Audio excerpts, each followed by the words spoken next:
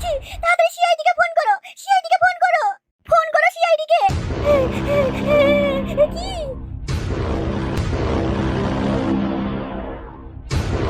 না, এটা নয়। ফোনটা দেখে যে মারবো, আর ভাল লাগছে না, কত আর পাল্টাবো। একটা ভালো বৌদি যদি পাই, এইটা দেখি মারি।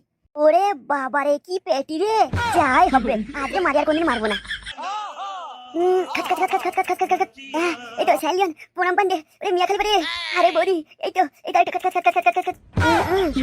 এইটা খাচ খাচ খাচ খাচ খাচ খাচ খাচ খাচ খাচ খাচ খাচ খাচ খাচ খাচ্ছেন। ওরে বাবারে, প্রণাম পান্ডে, মিয়া খালি বা, রে স্যালিয়ন। যা, মারা পড়ে গেল তো। এই বাটার লাশ আর কোনোদিন মারবো না। এই আমি ডিলিট করে দিচ্ছি সব, আর কোনোদিন মারবো না। এ কি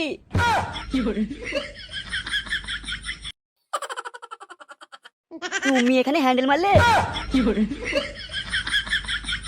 তোমার বাড়িতে বাথরুম নেই বুঝি?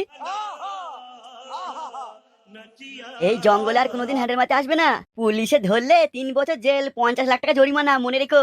ও ভাই, তাই নাকি? হ্যান্ডেল মারলে এত বড় জরিমানা? যা করেছো করেছো, ওইগুলো সব ধুয়ে দাও, দিয়ে পালাও এখান থেকে। ইস, কত ফেলেছে রে বাবা। ছি, কি আসনে আসনে গন্ধ আসছে।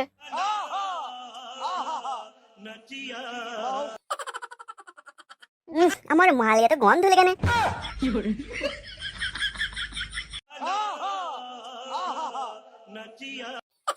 না, খুব নেশা হয়ে গেছে, আমি এখানে একটু শুয়ে পড়ি।